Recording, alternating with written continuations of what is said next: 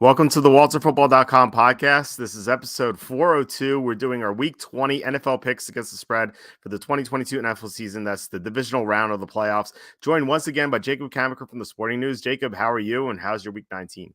I'm doing pretty good. Can't complain. Week 19 was a hit or miss week is how I'll describe it. I went 3-3 against the spread. So, legit 500 week, but I had some weird things happen in each game. The Chargers game, I actually live bet the Jaguars plus 19, hoping to middle.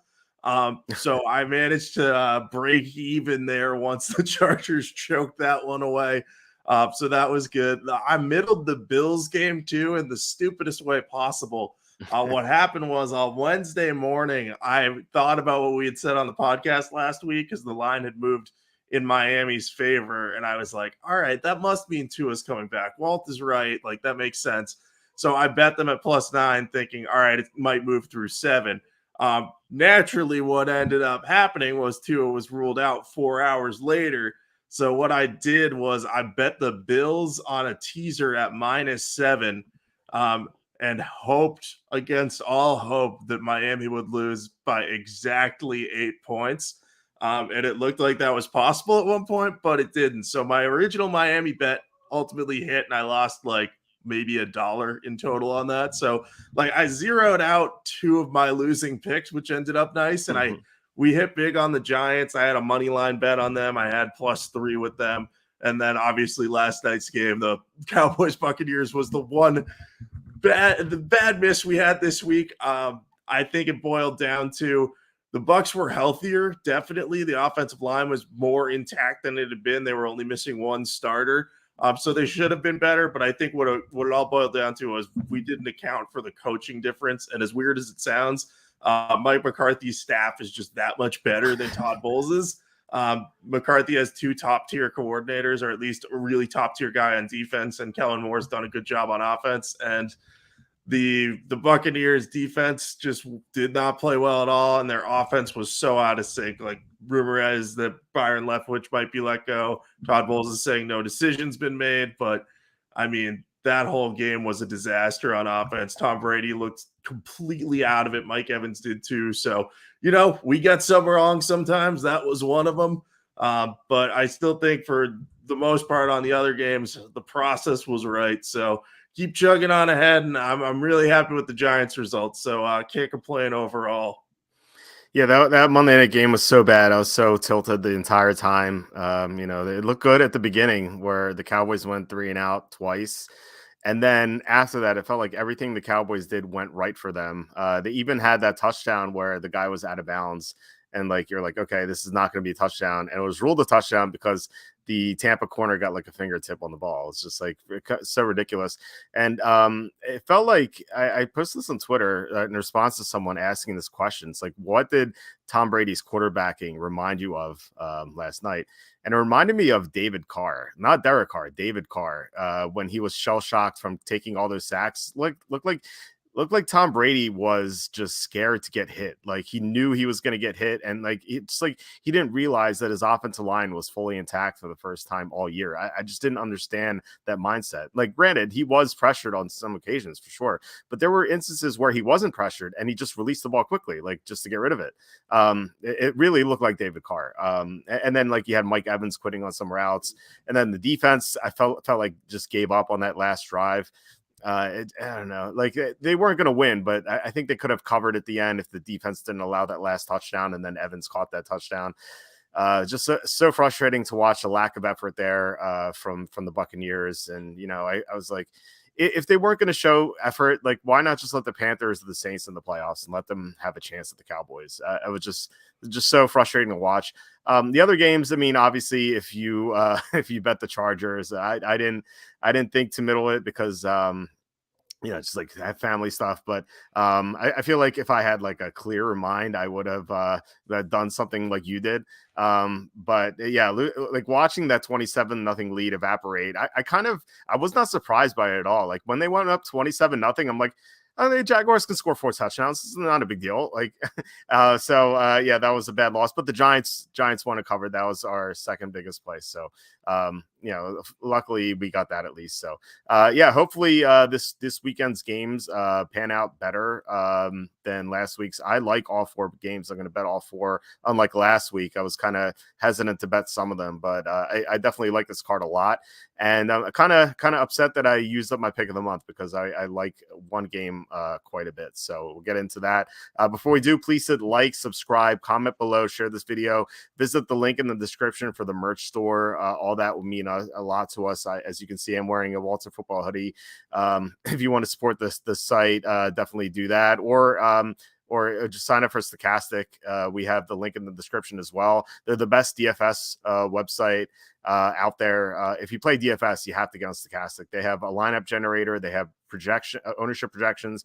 They have scoring projections. So if you don't want to make that, like you have access to anything in any sport too. So yeah, all that mean a lot to us. So anyway, let's get to the games, and then we'll talk about maybe a couple other things and then sign out. So the first one is Jaguars at the Chiefs. This line opened up Chiefs -9, it's down to 8.5. So what do you think about this game? Yeah, I'm liking the Jaguars here. We've talked about this a lot this year.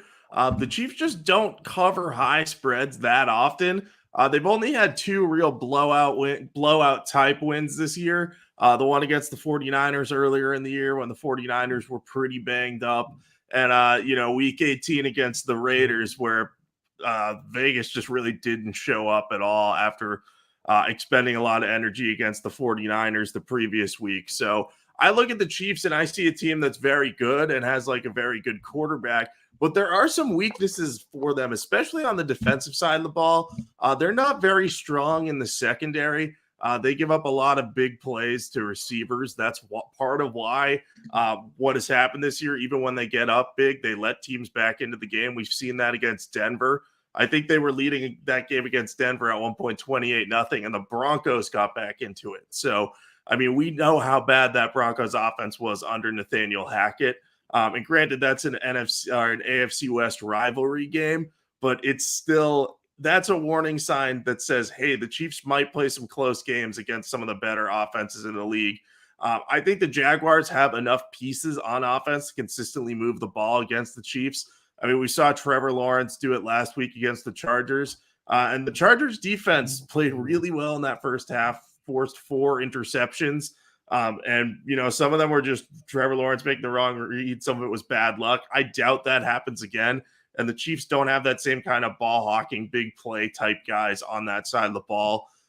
Steve Spagnuolo gets a lot out of that unit, but I just don't see them containing this Jacksonville offense as much as they did in their first meeting of the year. And it's worth noting in that first meeting, the Jaguars got down big early, I think. And then in the second half, the Chiefs really didn't do much of anything. They took their foot off the gas. They've done that a lot this year. They've come out and played one really good half and one half where they just kind of don't do much. It alternates first half or second half. They've put together only a few 60-minute efforts. Now, maybe they were saving themselves for the postseason. Andy Reid does have extra time to prepare for this, so that's an advantage. But I think that's baked into this line, and that's the reason that it started at 9 as opposed to, hanging around that key number of 7, like a 7.5 if they wanted public money on the Jaguars, or less than that in another situation. So, well, with all that said, I think that the Jaguars will have a good chance to cover here. I think the Chiefs probably end up pulling out this win. But even if the Jaguars are down somewhat big or they're down 2 scores late, the Chiefs are prone to just saying, hey, like, we'll let Trevor Lawrence get this touchdown late. That's not going to matter. So there's backdoor cover potential here. And I don't know. I just think Doug Peterson's going to have his team ready for this one. They weren't as ready for their first one against the Chiefs, but they're in a little bit better shape at this point. So while I expect the Chiefs to win, I think the Jaguars will cover this spread. We're getting all the key numbers. Someone to be on the Jaguars here for probably 2 or 3 units. I like this game quite a bit because of that line. Yeah, I do too. I think this is a little too high. I made this line 6.5, and that even factors in the bye that the Chiefs had. As you know, Andy Reid's really good off a bye. But I think this line's too high. The Jaguars have a lot of firepower, as you said, and yeah, they were down, like you said early in the week 10. I think it was week 10 matchup that they had. And then they came back in the second half. They almost got there. The line was 9.5. They lost by 10. That was too bad for us in the super contest, and it's just like another almost like just a bad beat almost. And, they would have covered the spread if their kicker didn't miss a chip shot field goal right before halftime. This is really frustrating. So hopefully they get there this time. And I think you're definitely right on the money saying that the Chiefs just can't put a complete game together. They just really haven't done it this year, except for look at the 49ers game. I think that's like one instance where they done it, and the other one was the Tampa Bay game, and we know how bad Tampa is against the Niners. That was the week after the Niners lost to the Falcons, so they were down a bunch of players the prior week. They were just getting back. They hadn't worked Christian McCaffrey into the offense yet. He got some touches on the first drive, and then he didn't really see the field after that all that much because it was his first game in San Francisco. So the 49ers, they are a lot better now. I think that game would go a lot differently. So otherwise, the Chiefs haven't put a complete game together. And this goes back to last year. Like, remember last year in their 2 games against the Bengals, they're up big, and then they allowed these comebacks at the end. And I think that could happen here. As we've seen it with Trevor Lawrence. He was down big against the Cowboys. He came back and won. He was down big against the Chargers. He came back and won. Now, maybe he doesn't complete the entire comeback, but all we need for him to do is to cover the 8.5. So I definitely like the Jaguars. As you said, we get all the key numbers. And yeah, I mean, I think this is a good first bet. So I like the Jaguars. Don't think they will win outright, unfortunately, for our Super Bowl bet, which is 125-1. But it's nice that it's still alive, though. Yeah, it is kind of cool to still have that on the table because I don't think that it's out of the realm of possibility for them to win, at least. Like, if things go well for them, if the Kansas City defense really can't stop Trevor Lawrence, if he just plays a top tier game, Jaguars could win. I think it's highly unlikely, like you said. But they've shown that they have some talent on that team. They're a little reminiscent of the Bengals from last year. But I don't think that they're quite as talented as that group. Like, their receivers are good. Evan Ingram's having a career year playing with Doug Peterson. Christian Kirk has turned out to be a pretty quality signing. Like, maybe he's not a number one receiver. Maybe he's a little overpaid, but he's fit that offense well. Zay Jones has been productive. So they're getting the most out of what they have. They don't have the same elite receiving core as the Bengals, but having that elite top tier prospect at quarterback just really is a game changer for them. And Lawrence has a little bit of that it factor. He's never lost on a Saturday too, since 2014. I believe he's 37-0 is what my math said. So he's got a little good juju there, but I don't want to take them outright in this one, but I like the plus 8.5 for sure. I like the comparison to Cincinnati. If they had a Jamar Chase, I think that would definitely be the case. A great comparison to the Bengals, and they're getting Calvin Ridley next year, presumably. So that's going to be a nice boost for them. We had a question from Ben Smith, and this has to do with the Super Bowl prop. Walt, and this is to you too because you bet this as well. Do you have a plan for hedging your Jacksonville futures bet? So I don't have a current plan. Like, what I could do is I could bet the Chiefs to win the Super Bowl, but I'm just not sure there's a ton of value in doing that. Because here's the other thing. I have a Bengals future alive too. I'm pretty sure you do as well. So, in an ideal world, the Jaguars and the Bengals would play in the AFC Championship game. Now, neither of those teams is favored in their game, so that doesn't look likely. So probably the best thing I could do is say which of these AFC teams, the Chiefs or the Bills, do I think is more likely to win? In that case, I should bet on them because that would automatically set me up to have at least one of my futures bets alive. So I don't have a plan right now, but it might get to the weekend. And if I look at the Chiefs and Bills numbers and say, hey, I can hedge this by putting – 1 unit on the Chiefs to win the Super Bowl, and that just guarantees me the potential of having like the Eagles make the Super Bowl and the Chiefs make it, then I automatically make big profit. I might do something like that. I haven't decided yet, though, but I'm curious to hear if you have a strategy. Yeah, that's one of 2 avenues I was considering. Like, one, bet the Chiefs to win the Super Bowl, like a small bet. And at the very worst, you get your money back. The other way you can get your money back is to bet the Chiefs money line. Just bet whatever you were going to risk on the Jaguars. So yeah, I mean, either way, you're going to come out even and not get anything, which is kind of disappointing. So maybe put a little bit more on the Chiefs money line. So I think it's pretty likely the Chiefs are going to win outright. Now you never know. The Chiefs, like we've been talking about, haven't played a complete game. They could get beaten at the end. Kind of like the Cowboys did and the Chargers did. So I don't think it's out of the realm of possibility. Another thing we could do is tease the Chiefs down, but then you're putting yourselves at risk for the Chiefs winning by 1 point, or 2 points, which is not ideal. But these are like things we could do. I think the best thing though is what you said, is to bet the Chiefs to win the Super Bowl for that 1 unit, and then you're not breaking even, because if the Chiefs win, you at least get a little bit of upside. So that's what I'm considering. And what do you think about those other options? Do you think what you said is the best one? Yeah, I think it is, just because in that scenario, it just has the most upside. And again, if you end up in a situation where you bet the Chiefs to win the Super Bowl, if you have either the Bengals or the Bills and they make it to the AFC Championship game and you have the Chiefs, you're at least guaranteed with a shot in the Super Bowl. And then you can hedge that if you don't have a team make it through the NFC that you have a bet on. Like, we have the Eagles. I think that's my last NFC one standing at this point.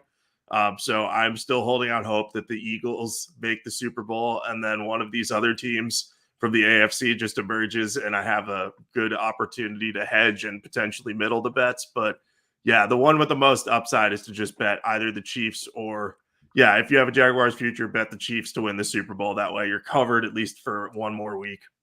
Yeah, so we're in agreement. If you've been listening to us, you might have the Jaguars to win the Super Bowl as well. So that's what I would recommend, is to bet the Chiefs to win the Super Bowl for a small amount. So speaking of the Eagles that you just brought up, the Giants are at the Eagles. This line opened up Eagles -7.5, went down to 7, and then it popped back up to 7.5. So who do you like in this game? Yeah, this one is the one that I'm most torn on right now. I'm favoring the Eagles for sure. I've got it down for 0 to 1 unit right now, and it's just because of the health of Lane Johnson and Jalen Hurts. Those are the two things that are concerning me. Jalen Hurts, when they last played the Giants in Week 18, just didn't look fully healthy or fully back. I think that was more of a tune-up game where they wanted to say, hey, first of all, we got to win the 1 seed this week, so we want our more mobile quarterback in there against the defense that's going to be resting starters. And 2, we need to see how healthy Jalen is so we can know, hey, this is what we're operating with.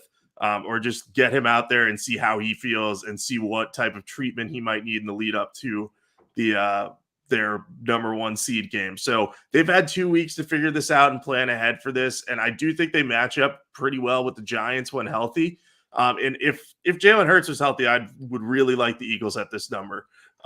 But I just have enough concerns that he might not be 100%. They might have to punt the ball a little more than they might usually do. They might not be able to take full advantage of the downfield matchups they have with Devontae Smith and A.J. Brown against the younger cornerbacks, non-Adoree Jackson cornerbacks in that Giants secondary. I was impressed with what the Giants did against the Vikings. Now, the Vikings defense is not very good at all, and it was unfathomable how many times the Giants just had receivers coming over the middle of the field just completely wide open, like no one really near them. Like, it happens so often. And we kind of expected that the Giants were going to be able to move the ball and Daniel Jones would have a nice game and all that jazz. But they're going to have more trouble against this Eagles defense of doing that. I do think that they'll be able to score a little bit. And Daniel Jones doesn't turn the ball over anymore. It's really remarkable. 16 turnovers in the regular season in total, second fewest in the NFL. So I think if the Eagles aren't at full strength on offense, it might be hard for them to cover a line that's more than a touchdown. And, they're much worse without Lane Johnson, too. One of the reasons they struggled to win as the season closed was because he was out of the lineup, and he is the best right tackle in football and just makes a huge difference. Even if he's in there at less than 100%, he is better than whoever their backup option is. And I don't even think they have that bad of a swing tackle. It's just that's how good Lane Johnson is. So, if I get word that Lane Johnson's not 100% and might not play, and Jalen Hurts is not 100% but is going to play, but Lane Johnson might not, then I might not bet this game just because I'd be afraid of betting the Eagles at this number, being it above 7. but I do think that they're the right side if those two key players are healthy.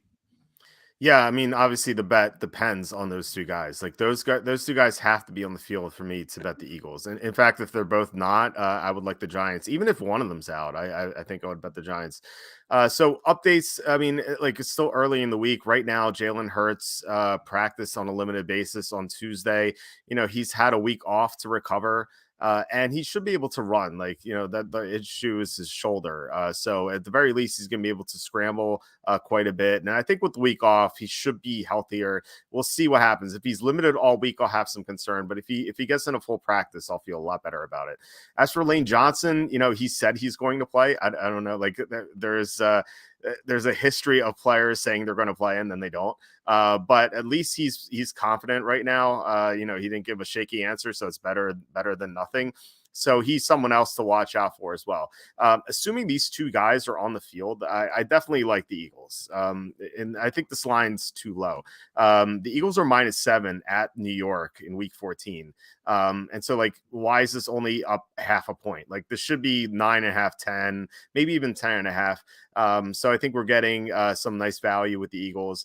I feel like people want to bet the Giants now based on what they saw against the Vikings, but I think that's very misleading. I mean, Minnesota's defense is horrible. They can't stop anyone. Like Mac Jones had one of his best games of the year against the Vikings on Thanksgiving. Like every quarterback the Vikings have played, except for like Aaron Rodgers of week 1 because he had nothing around him. Like every other quarterback has looked phenomenal this year against the Vikings. So I wouldn't read too much into what Daniel Jones did. Now he's definitely made improvements this year. I don't want to take away from that, but I think it was misleading, and I think that's going to make people bet the Giants when they really shouldn't. Look at the Giants. I think the Giants are pretty overrated. Like there's 22nd in net EPA.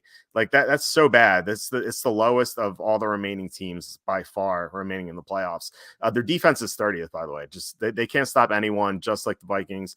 And you know, I was trying to find how just looking up like how the Giants have done against upper echelon teams this year. And they really haven't played any upper echelon teams except for the Eagles and the Cowboys. In those games, they lost to the Cowboys by 7 when Cooper Rush was starting. They lost the second game against the Cowboys by 8, but that was a blowout. It was a backdoor cover at the very end. And then they lost by 26 to the Eagles in the first matchup. Like they've avoided the Chiefs, the Bengals, the Bills, the 49ers, even the Eagles the second time because they played their backups and Jalen Hurts was playing a vanilla game plan. So I think the Giants haven't been exposed like they have been. Like I think their coaching staff has like earned a lot of respect. They deserve a ton of credit. But like I feel like they're a year ahead of where they should be right now. Like if they played a hard schedule, I don't think they would have made the playoffs. And I think that they're just going to lose to the Eagles. I mean, just look at their recent results outside of the soft teams they played. Like they got blown out by the Lions. They got blown out by the Cowboys, the Eagles. They tied against the Redskins. I just don't see them being competitive if Hurts and Johnson play. Now, if they're out, like I said, I'm probably going to be on the Giants, but we'll see what happens on the injury report. So definitely look out for that. Yeah, no, I agree with you. I think Brian Daboll deserves a ton of credit because he's brought this Giants team further than anyone thought, but there is definitely a scheduling element. We talked about this earlier in the year when I think the Giants I can't remember if they were 6-1 or 7-2. I get them and the Jets record confused. But the Giants early in the year, we were like, they've really played nobody. They've lost to Dallas, who was the only good team they played. So we were fading them for a while. We backed them last week because they were getting the 3 against Minnesota, and that seemed like a good matchup for their offense. But you know, they're really working with a deficit of personnel. Like as much as I love the story of Darius Slayton and Richie James and Isaiah Hodgins becoming like this 3-man receiving core that's actually kind of fun to watch and doing pretty well. You know, I don't think anyone's going to mistake them for the AJ Brown, Devontae Smith, and Dallas Goedert combo that the Eagles have. So I do think that the Giants probably get outmatched. I get worried about the injury thing. What I might do is I might end up if this stays at 7.5, I might tease this down to Eagles -1.5. And I would feel much, much better about that. Yeah, I have a feeling I'm going to do that too. Get to the Caesar later in the show. Yeah, I love Hodgins. Like he catches everything. Like he doesn't drop a single pass. It's just awesome to watch. But now instead of those Minnesota cornerbacks, he's going to be matched up against either Slay or Bradbury, and you just can't really like him there. If you play, we were talking about DFS earlier. Like if you play one Giants receiver, if you have to, I think it's Richie James because the Eagles have been weaker against slot receivers this year, but it's still pretty brutal, I think. So let's get to the Sunday games. Before we do, please hit like, subscribe, comment below, share this video, visit the link in the description for the merch store. The first Sunday game is Bengals at the Bills. This line opened up Bills -4. It's up to 5. So yeah, this is the big game that we were supposed to see in week 17. Obviously, it got canceled because of DeMar Hamlin. Luckily, DeMar Hamlin is doing a lot better now. But we finally get to see this game, except it's in Buffalo instead of Cincinnati. So who do you like here? Yeah, sadly, this game is a lot different than it would have been in week 17 because the Bengals offensive line is in shambles. So I'm going to have to be on the Bills here. And that saddens me because I picked the Bengals coming into the playoffs to win the Super Bowl over at Sporting News. I had Bengals over Eagles. And as soon as Jonah Williams went down in that game, I was like, well, that's going to really take it out. Because my hope was, all right, Alex Kappa might be back for the divisional round. They should beat the Ravens, but if they get Kappa back, then they can go on a run. And instead, they lost their left tackle. They're without Lael Collins already. And it sounds like Kappa's also week to week. Williams was called week to week, so he might be able to come back later if they somehow beat the Bills. But I don't see that happening. It's just we saw how much they struggled against Baltimore's defense once Williams went out of the game. They scored only 8 points on offense. That was from late in the second quarter through the end of the game. They scored 8 points on offense. And they needed that Sam Hubbard 98-yard touchdown recovery, fumble recovery touchdown to win the game. So that was not great to see on the offensive side of the ball for them. So I believe Buffalo's defense will be able to get pressure on Joe Burrow. And his receivers just aren't going to be able to go be big, deep down the field threats. And that's what Jamar Chase and T. Higgins and Tyler Boyd, they bring that element to the team. Like they're just big play threats. They can go down the field, score at any time. Now, Boyd is a great route runner, and so is Jamar Chase. So it's not like they're not going to get any points, but they're not going to be as explosive, and Burrow's going to be under more pressure. And we saw that he could overcome that last year, but it's going to be tougher for him to adjust to that mid-playoffs, having 3 starters out and just different guys. And their tackle depth isn't that great either. Their swing tackle, who replaced Lael Collins, is Hakeem Adeniji, who is okay. Like, it was fine having him at right tackle as like the last link on that offensive line when they were fully healthy. But now they have Jackson Carman playing left tackle, and Carman's a former second-round pick out of Clemson. They tried him at guard as a rookie. He fought for the left guard job against Cordell Volson. He couldn't win the job either time, really. And I just don't have faith that he's going to be quick-footed enough to deal with the pass rushers that Buffalo has. Like if they put Greg Rousseau out there with his long arms and speed and athletic ability, Carman could have a very long day, and Adeniji could too, because I believe Adeniji has smaller arms. Anyway, getting into the minutia of that offensive tackle stuff, but yeah, so I expect Burrow to be under a lot of pressure. We saw the Cincinnati defense really bent a lot more than it should have against Tyler Huntley and the Ravens. They struggled in coverage. Eli Apple had trouble at cornerback. I imagine he's going to have trouble again. And Josh Allen and the Bills are going to be able to take advantage of that on deep throws to Stephon Diggs and Gabe Davis. So I think the Bills are going to win this one. I think they cover this spread.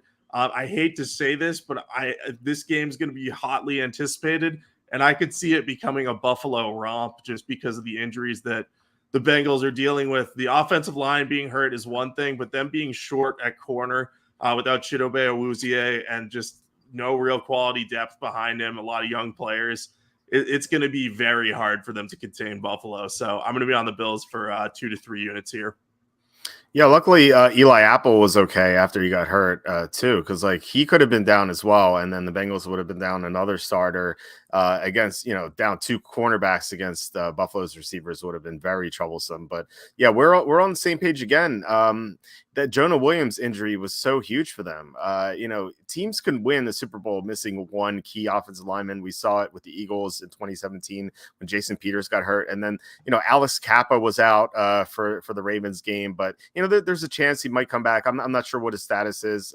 They haven't practiced yet, so we'll see about Alex Kappa. But missing Jonah Williams is going to be enormous. Like having Jackson Carman play left tackle is just going to be a disaster against the Bills.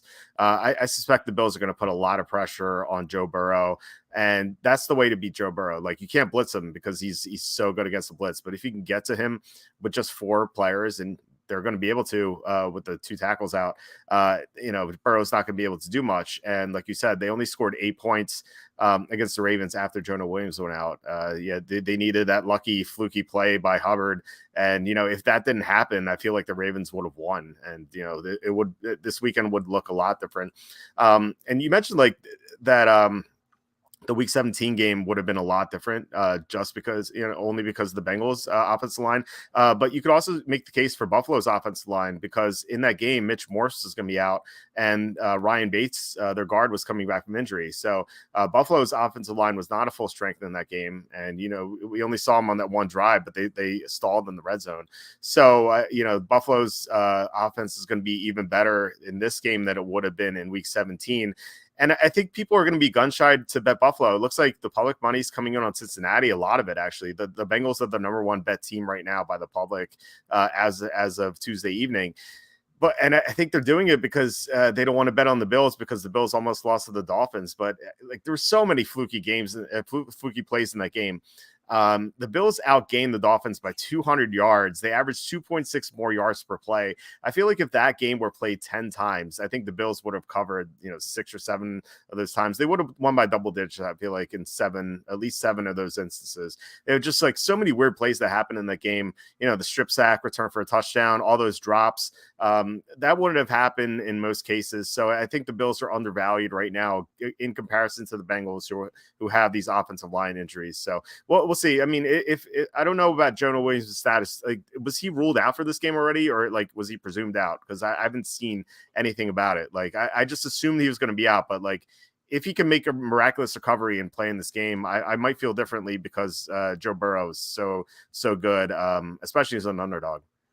Yeah, so my knowledge of those O-line injuries, I believe Zach Taylor said today that Jonah Williams is week to week, which is usually a hallmark that a guy's going to miss this upcoming week's game. Otherwise, they go with the day-to-day designation.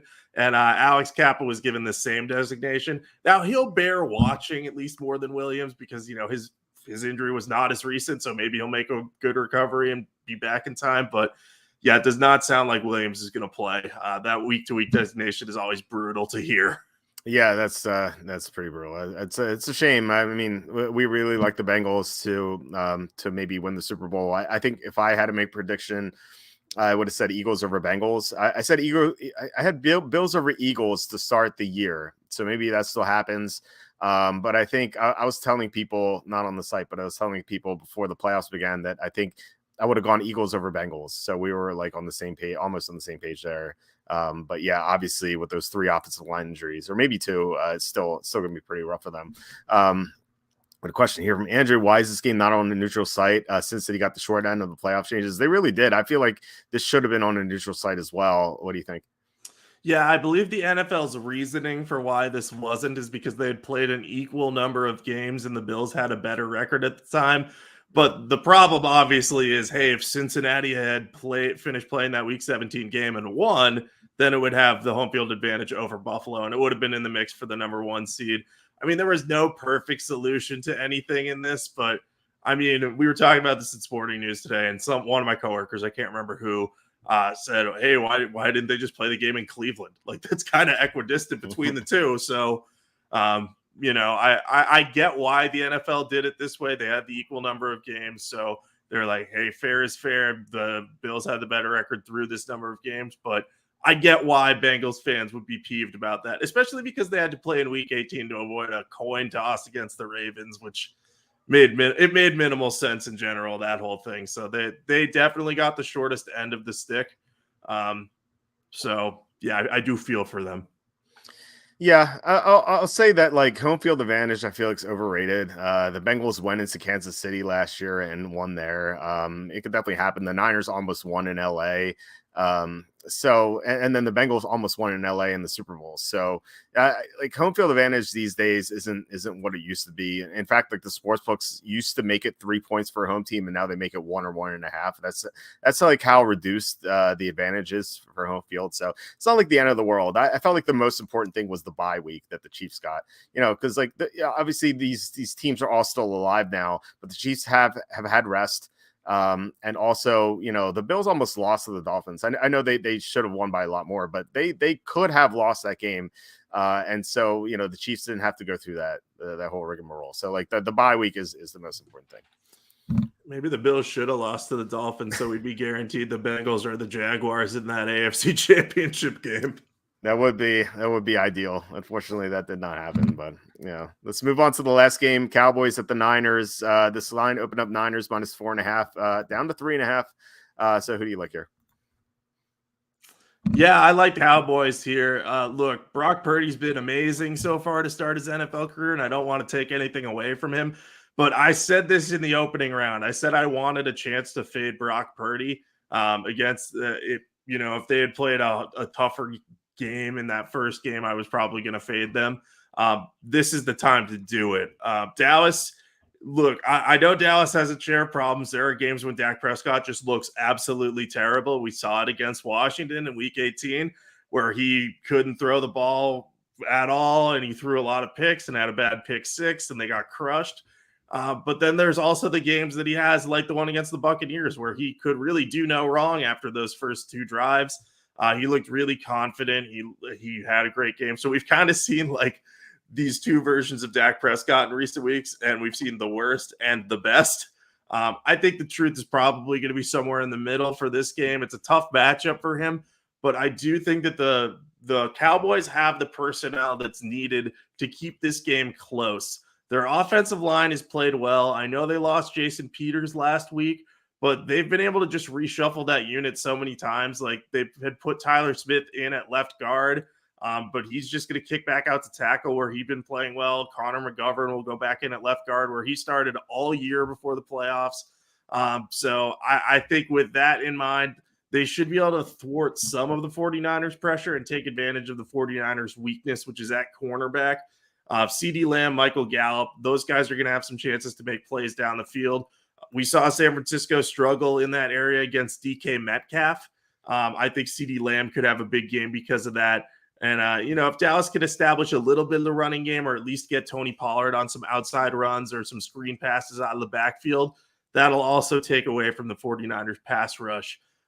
So I like their matchup on that side of the ball enough. And then defensively, I just think the amount of pressure that they're going to be able to generate against Brock Purdy might be problematic. Like Micah Parsons he might be the best defensive player in the league at this point with JJ Watt retired and Aaron Donald, heading towards retirement is what it seems like right now as well. And Micah Parsons just can play any position in the front 7 and just will get after Purdy. And we're going to see him, have to really make plays under pressure against a really good, well-coached defense. Now, I still think that the 49ers are going to score. Dallas has a weakness at cornerback that they're playing a lot of young players because Anthony Brown's out for the season. But Israel Mukwamu, I believe his name is, played really well against the Buccaneers. So I think that they've gotten their young guys enough reps that they'll be able to mix and match and slow down the Niners enough. Try to contain McCaffrey and Samuel as much as they can. The 49ers are going to get their points, but I think Dallas can get theirs too. So I actually see this as being a game that people expect like, oh, this is going to be maybe a good defensive showdown, and it turning into more of an offensive battle. One of the teams will win like 31-28 or something like that. So where we're getting the 3.5 with Dallas, I like them. I think they could win this one outright if Brock Purdy has a rough day. I don't think that's guaranteed, but I do think that at some point he's going to show that he's a rookie and just make one critical mistake. So I like the Cowboys here. I would not bet their money line though, just because of their kicker. Last week, Brett Maher missed 4 consecutive extra points. It was It was insane. He made the fifth one though, so I feel like a little confident that hey, he's not going to miss all these kicks in this one. That seemed to snap the streak, hopefully. But yeah, I just like the Cowboys here. I think they can win this one at the very least. They'll keep it close. And I think that a lot of people are going to be jumping on the 49ers bandwagon, but this is going to be a tough test for them. Yeah, I feel like everyone wants to bet on Brock Purdy. He's looked phenomenal so far. And, for the last pick in the draft for a rookie, like it's insane how well he's played. But I think it's also fair to like question the caliber of opponents he's played as well. If you look at the defenses he's played, so like some of these offenses are good, but like defenses, Dolphins, Buccaneers, Seahawks, Redskins, Raiders, Cardinals, and then Seahawks again. So Redskins are the one outlier. They're eighth in EPA. The other defensive EPA figures are 19th, 13th, 27th, 30th, 20th, and 27th. Not exactly a murderer's row here. The only one in the top 10, obviously the Redskins. And that was kind of like, that was a game the Niners dominated defensively. Purdy made some nice throws in that game, though, to George Kittle. But Washington was missing some the defensive starters in the secondary. Like Cameron Curl was out. I think St. Juice might have been out as well, or maybe he got hurt in that game. But otherwise, every other team they played has been worse than 10th. And except for Tampa, which is missing three secondary starters, every other team is 19th or worse defensively. So like this is their biggest challenge. Dallas is second in defensive EPA. So Purdy is going to be up it's a tough spot for him. And I think like Dallas, the way Dallas's defense is built, they can stop the Niners. Like the Niners attack the middle of the field. So you need a defense to stop the middle of the field. Dallas is number one against tight ends. So George Kittle probably not going to have a good game. The Dallas is in the top 5 at stopping running backs. So, I feel like it's going to, like Christian McCaffrey's not going to be shut out or anything, but not going to be one of McCaffrey's dominant games either. So if you can stop the run for the Niners, if you can stop the tight ends, you can really halter offense. And, Brock Purdy is going to have to make some big plays. And, maybe he will. Maybe he is this prodigy, this next great quarterback. But I don't know. We'll have to see it against a dominant defense. So I think Dallas's defense matches up well against the 49ers offense. And you were talking about the Niners defense, their issues at cornerback. I feel like they're going to have a major issue stopping CeeDee Lamb. If they could get to Dak Prescott pretty consistently, maybe that wouldn't be the case. But we've seen some elite receivers go off against the Niners recently. You mentioned Metcalf last week, Devontae Adams week 17. He went crazy against them. I think Terry McLaurin had a nice game until Carson Wentz came into the game the week before that. Look at like some of the other receivers, they've gone off against the Niners. And I think like Lamb could have a huge game. So I think the Cowboys match up well against the Niners in both regards. And I think this line's too high. I made this line -1.5. I have these teams one spot apart in my power rankings. And this line's 3.5. It goes through the key number of 3. I feel like, it could be wrong here, but I feel like the two most likely results of this game are the Niners winning by 3 and the Cowboys winning by 3 in some order, probably in the order I stated. And we get both wins with the +3.5. So, I love Dallas. And as a bonus, the Sharps are on the Cowboys. They brought this line down from 4.5 to 3.5. So, we're in agreement on all 4 picks. So I feel pretty good about that. Yeah, no, that's hopefully a good sign for us. Hopefully it's not a sign that we're wrong entirely. That would be a big bummer. But yeah, no, I think a lot of people too will probably think Dallas has been overrated at times this year.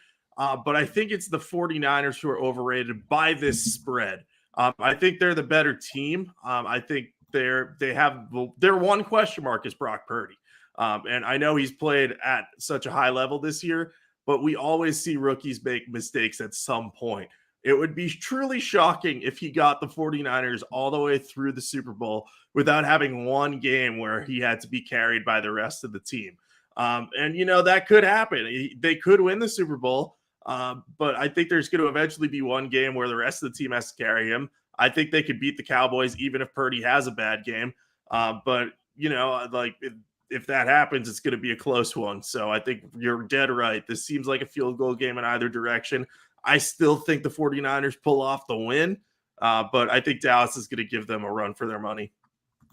Yeah, I think that I think Dallas definitely has a good chance to win. I'm with you though. Like, if gun to my head, had a bet $1, I think I would go with the Niners winning. But I think that this is almost like 50-50, I think. We had a question from Andrew: are the Cowboys worse than last year? No Amari Cooper on offense.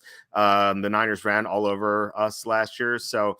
You look at, obviously Cooper is not there, but defensively Dallas is better. I mentioned how good they are against the run. They're third against the run, against running backs. Last year they were 19th, so it's a big difference here against the Niners. And you really need to stop the run to beat the Niners, and Dallas can do that. And as I said, they can stop tight ends as well. So I just think Dallas matches up so well against San Francisco. We had some questions about the roughing the passer call. A couple guy. CHR Wedge and Richard talking about the roughing the passer call that the Giants had against the Vikings. What do you think about that one? Yeah, that was terrible. It was one of the. I say this every time I see a bad roughing the passer call. Is one of the worst ones I've ever seen. Probably one of the worst ones of all time.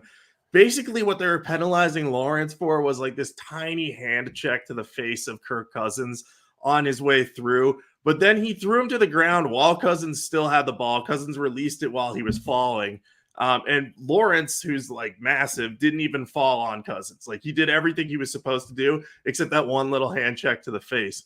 And Mike Pereira, who was in the Fox booth, was even like, yeah, that's not forcible contact enough for me to call it. I don't like this call. So, the refs in the booth are usually, I find them to be completely candid for the most part. They're not always right, but they're at least, they tell you how they see the game. So I thought that was definitely the wrong call. I think everyone knew it at that time, and I think that's going to be a teach tape moment for the NFL during the offseason to be like, hey, guys, I know we're trying to protect the quarterbacks, but this is not roughing the passer. Do not call this in a playoff game. And I also think we're going to get to a point where they're already doing this like replay command center stuff where they can quickly overturn things.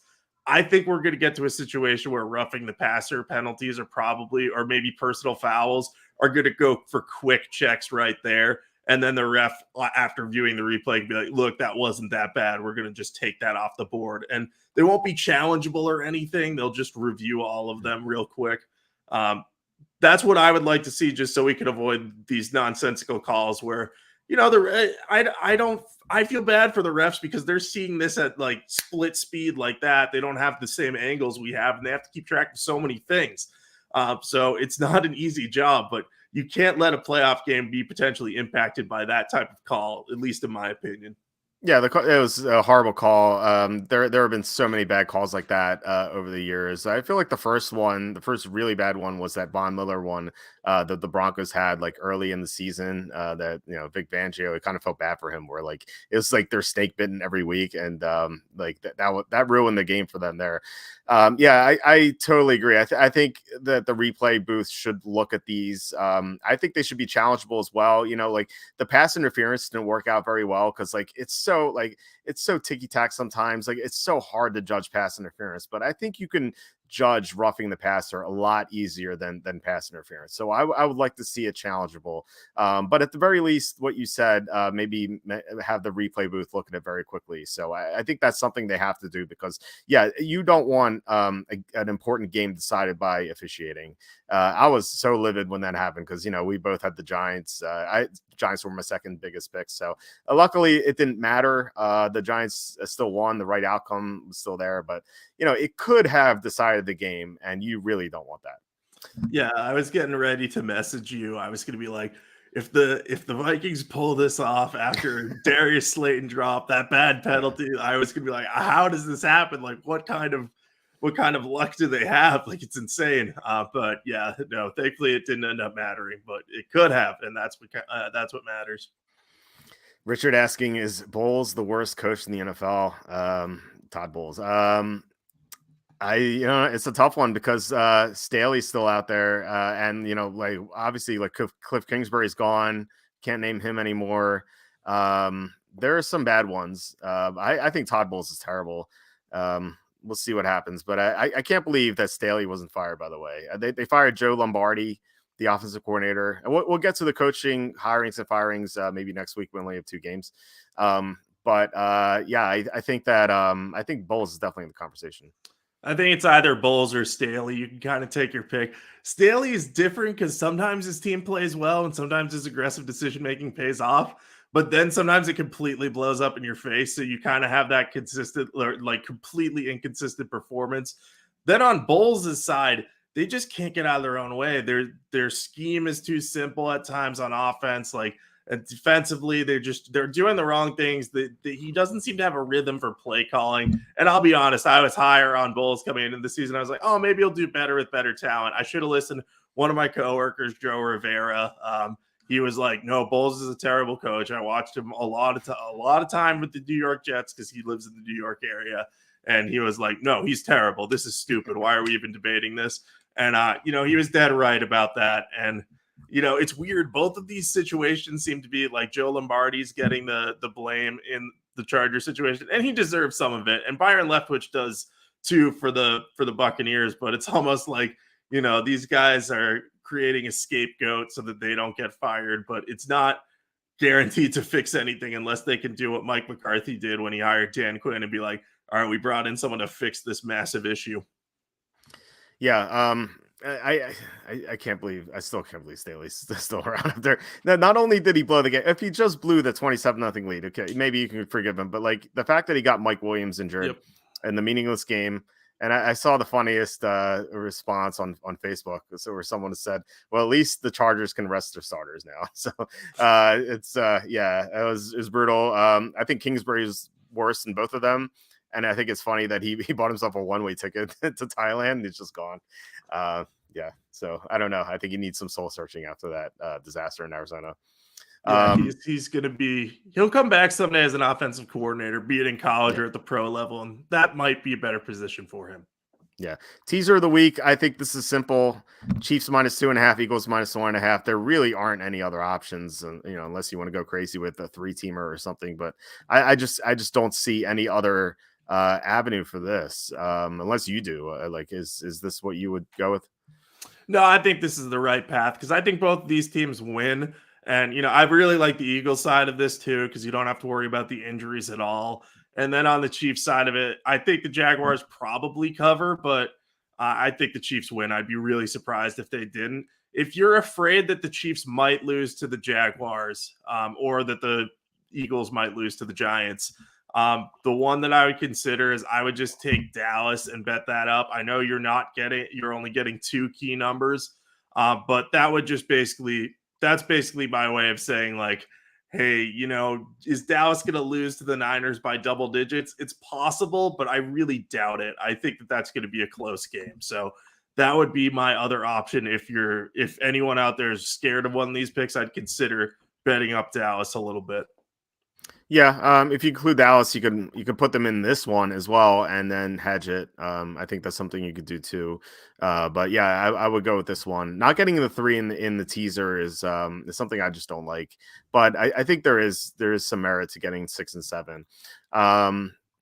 Last question here: why does the media protect Justin Herbert? He was terrible in many games, especially against Jacksonville. I mean, Herbert's an extremely talented quarterback. It just feels like he's held back by his coaching.